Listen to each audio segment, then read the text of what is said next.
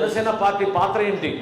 ఈరోజు ఆలపాటి రాజేంద్ర ప్రసాద్ గారు గతంలో తెనాలి శాసనసభ్యులుగా, అదేవిధంగా రాష్ట్రానికి మంత్రిగా ఆయన అందించిన సేవల్ని గుర్తించి తెలుగుదేశం పార్టీ నుంచి ఆయన అభ్యర్థిగా నిలబడినప్పుడు మనం అందరం కూడా కూటమిలో భాగస్వాములుగా ఒక బాధ్యత తీసుకోవాలి. నాకు ప్రత్యేకంగా ఖచ్చితంగా బాధ్యత ఉంటుంది. ఎందుకంటే తెనాలి నుంచి ఆయన కూడా సీటు ఆశించారు. తెలుగుదేశం పార్టీ కోసం ఆయన కూడా అహర్నిశలు కృషి చేశారు. తెనాలి శాసనసభ నియోజకవర్గం నుంచి అనేక సందర్భాల్లో మేము అనేక కార్యక్రమాల్లో ఒకరినొకరు మేము పార్టీ పరంగా మన విధానాలు మనకు ఉన్నాం కూడా ఈ ప్రాంతం అభివృద్ధి జరగాలి, నియోజకవర్గం అభివృద్ధి జరగాలి, మన జిల్లా మన ప్రజలు అందరూ కూడా సంతోషంగా ఉండాలనే ఆలోచనతోనే మనం ముందుకెళ్ళాం.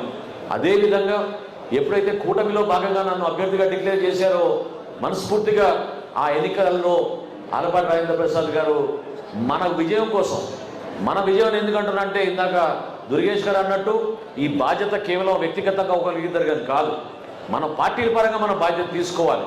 ఎంతమంది ఓటర్లు ఉన్నారనేది కాదు, మనందరం కూడా రాజకీయంగా ముందుకెళ్లే విధంగా కలిసికట్టుగా నిలబడాల్సిన అవసరం ఖచ్చితంగా ఉంది.